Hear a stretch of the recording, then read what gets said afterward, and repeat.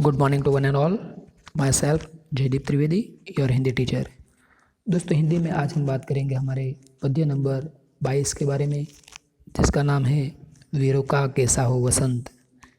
दोस्तों, इसकी जो कवयित्री है यह है सुभद्रा कुमारी चौहान, जिसका चित्र आप यहाँ देख सकते हैं, जिसके बारे में कुछ जानकारी भी आप यहाँ से प्राप्त कर सकते हैं। और इसका साहित्य प्रकार है गीत। आइए दोस्तों, बात करते हैं सबसे पहले सुभद्रा कुमारी चौहान के बारे में। दोस्तों, ऐसा कहा जाता है कि वसंत ऋतु अपने प्राकृतिक सौंदर्य के लिए प्रसिद्ध है। प्रकृति का हर रूप इस ऋतु में निखर उठता है, परंतु वीरों को प्रकृति के इस रूप में सौंदर्य दिखाई नहीं देता। वीरों को प्रकृति के इस सौंदर्य में रुचि नहीं है। उन्हें तो उन शत्रुओं से लड़ने और उन्हें परास्त करने में ही रुचि है, जो अनीति और अन्याय के सिवा कुछ नहीं जानते। उन्हें बाग बगीचे नहीं, बल्कि वे स्थान पसंद होते हैं जहाँ शौर्य और पराक्रम के फूल खिलते हो। प्रस्तुत कविता में कवयित्री सुभद्रा कुमारी चौहान ने यही बात बताई है कि वीरों का कैसा हो वसंत, यानी कि वीरों का वसंत कैसा होना चाहिए।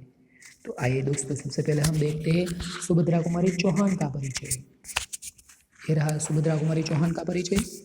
कि सुभद्रा कुमारी चौहान का जन्म सन 1904 में और निधन 1948 में हुआ था।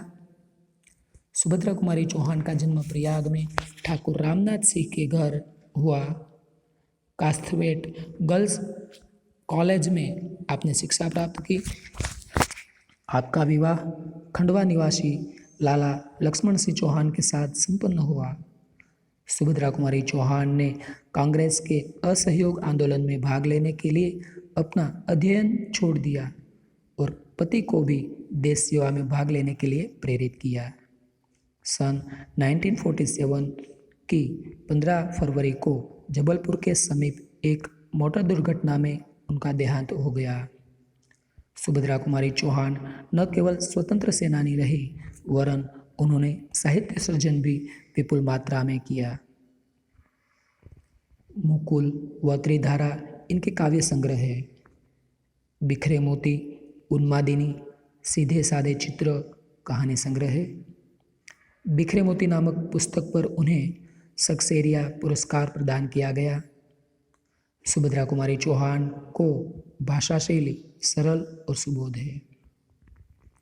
प्रस्तुत कविता वीरों का कैसा हो वसंत वीरों की शूरवीरता को प्रोत्साहित करती हुई उत्तम काव्य रचना है।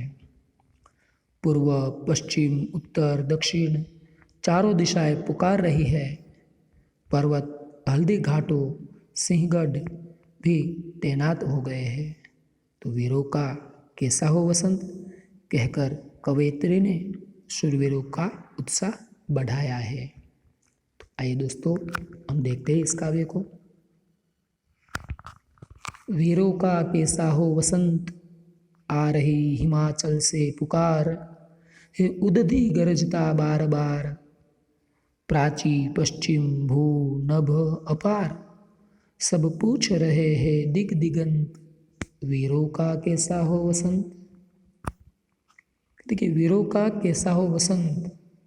वीरों को वसंत ऋतु में सौंदर्य दिखाई नहीं पड़ता। उन्हें वसंत में रुचि नहीं है। उन्हें तो शत्रु को परास्त करने में रुचि है। उन्हें तो वसंत में नहीं, बल्कि शत्रुओं से लड़कर उन्हें परास्त कर अन्यायियों के सामने लड़ने में रुचि है। तो इसलिए कहते हैं वीरों का कैसा हो वसंत। आ रही हिमालय से पुकार, कि हिमालय पर्वत गरजता है, वहाँ से पुकार उठती है उदधी गरजता बार बार। उदधी का मतलब होता है दोस्तों समुद्र। जो समुद्र है उसे रत्नाकर भी कहा जाता है। तो ये समुद्र गरजता है, गर्जना करके बार बार एक ही सवाल करता है, वीरों का कैसा हो वसंत। प्राची पश्चिम भू नभ पार। प्राची, प्राची यानी कि पूर्व दिशा, पश्चिम दिशा, भू यानी कि धरती और नभ यानी कि आसमान। पूर्व, पश्चिम आदि सब दिशाएं एक ही प्रश्न पूछ रहे हैं, वीरों का कैसा हो वसंत। सब पूछ रहे हैं दिग दिगंत, वीरों का कैसा हो वसंत। कि सब एक ही प्रश्न पूछ रहे हैं कि वीरों का वसंत कैसा होना चाहिए। फूली सरसों ने दिया रंग, मधु लेकर आ पहुँचा अनंग। वधु वसुधा पुलकित अंग अंग, है वीर वेश में किंतु कंत, वीरों का कैसा हो वसंत। कि फूली सरसों ने दिया रंग, कि वसंत ऋतु में सरसों फूली है। मधु लेकर आ पहुँचा अनंग, कामदेव जो काम का इष्ट देव माना जाता है, कामदेव भी अपनी मदिरा लेकर आ पहुँचा है। मधु, मधु का मतलब यहाँ पर दोस्तों होगा कामदेव। कामदेव भी कहते हैं कि अपनी मदिरा लेकर आ पहुँचा है। वधु वसुधा पुलकित अंग अंग, पृथ्वी भी प्रसन्न है।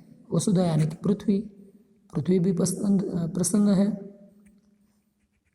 है वीर वेश में किंतु कंत, किंतु जो वीर पुरुष है, जो नायक है, उसको इसमें रुचि नहीं है। वह तो यह दिखाना चाहता है कि वीरों का वसंत कैसा होना चाहिए। किंतु कंत, कंत का मतलब होता है दोस्तों वीर पुरुष। जो वीर पुरुष है, जो नायक है, वह यह बताना चाहता है कि वीरों का कैसा हो वसंत। भर रही कोकिला इधर तान, मारू बाजे पर उधर गान। है रंग और रण का विधान, मिलने आए है आदि अंत, वीरों का कैसा हो वसंत। कि इधर जो कोकिल है वह कूक रही है, इधर कोकिल कूक रही है और उधर युद्ध के वाद्य, युद्ध के बाजे बज रहे हैं। भर रही कोकिला इधर तान, इधर कोयल कूक रही है, तो मारू बाजे पर उधर गान, उधर जो युद्ध का बाजा है वो बज रहा है।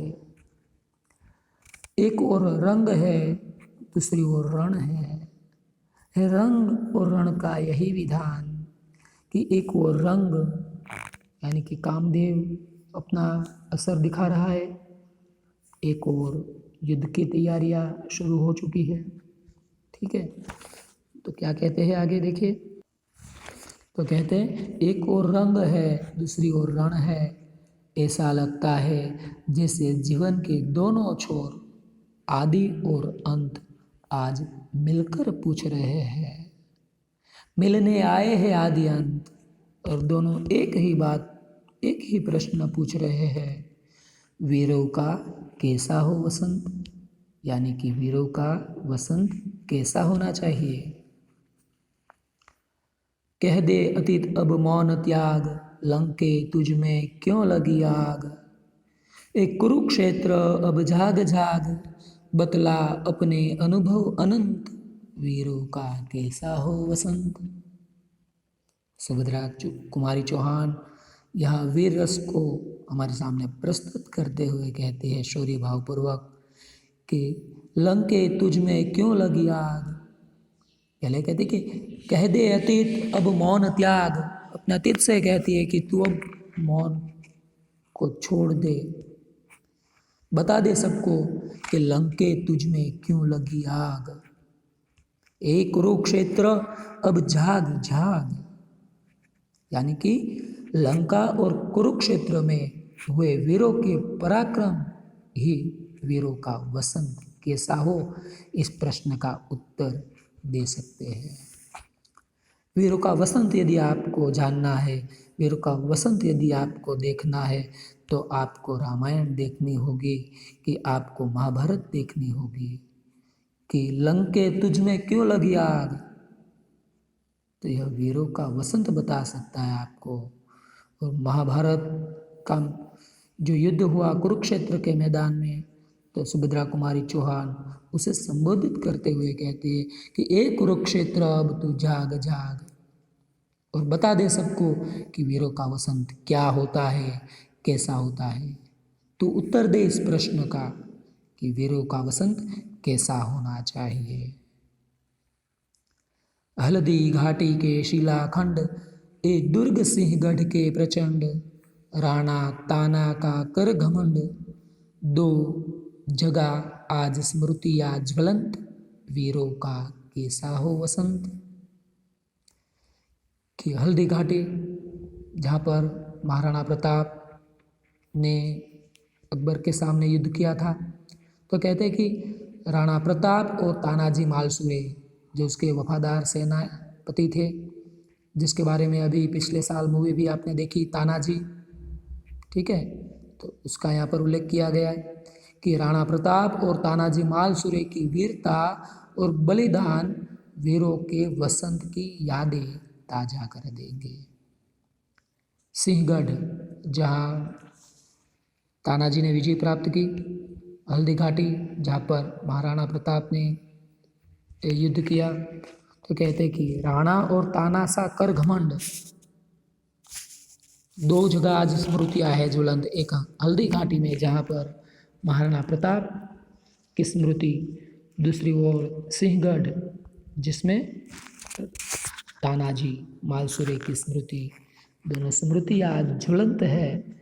ये स्मृतियाँ हमें बता रही है कि वीरों का वसंत कैसा होना चाहिए। भूषण अथवा कवि चंद नहीं, बिजली भर दे वह छंद नहीं, है कलम बंदी स्वच्छंद नहीं, फिर हमें बतावे कौन, हंत वीरों का कैसा हो वसंत। कहते हैं कि आज भूषण अथवा कवि चंद नहीं, भूषण और चंद बरदाए जैसे वीर रस के कवि भी नहीं है। भूषण जैसे कवि नहीं, चंद जैसे कवि नहीं, बिजली भर दे वह छंद नहीं, और कलम पर भी पाबंदी है। क्या कहते हैं कि आज भूषण और चंद बरदाए जैसे वीर रस के कवि नहीं है, और आज लिखने की भी स्वतंत्रता नहीं है, लिखने पर भी पाबंदी है कि कलम बंदी है, स्वच्छंद नहीं। फिर हमें कौन बतावे, कौन बताएगा हमें कि वीरों का वसंत कैसा होना चाहिए। दोस्तों यहाँ पर आपको जो चंद शब्द मिलता है, ये चंद शब्द कि चंद बरदाई ये पृथ्वीराज चौहान के मित्र और वीररस के कवि थे। इन्होंने पृथ्वीराज चौहान की वीरता का वर्णन करते हुए पृथ्वीराज रासो नामक एक काव्य की रचना की है। दोस्तों यहाँ पर हमने हल्दी घाटी का भी उल्लेख किया कि हल्दी घाटी में महाराणा प्रताप और अकबर के बीच में युद्ध हुआ। तो तानाजी का उल्लेख किया कि तानाजी ने सिंहगढ़ पर विजय प्राप्त की। तो यहीं पर आखिर में वीर कवि भूषण और चंद की बात की कि वीर कवि भूषण जो छत्रपति शिवाजी के दरबार में इनका प्रतिष्ठित स्थान था, और चंद जो पृथ्वीराज चौहान के ऊपर जिन्होंने पृथ्वीराज रासो नामक काव्य की रचना की। आज ऐसे वीर रसों की रचना करने वाला कोई कवि ही नहीं, तो हमें कौन बताएगा कि वीरता क्या होती है और वीरों का वसंत कैसा होता है। तो दोस्तों यहाँ पर ये काव्य समाप्त होता है, और इस चैप्टर की जो PDF फाइल है वो मैं हमेशा की तरह आपको भेज दूंगा। यदि आपको इसमें कोई भी प्रश्न है या कुछ समझ में ना आए तो आप स्कूल के वक्त में मुझे कॉल कर सकते हैं, या तो एनी टाइम मुझे मैसेज करके भी पूछ सकते हैं। अस्तु, धन्यवाद।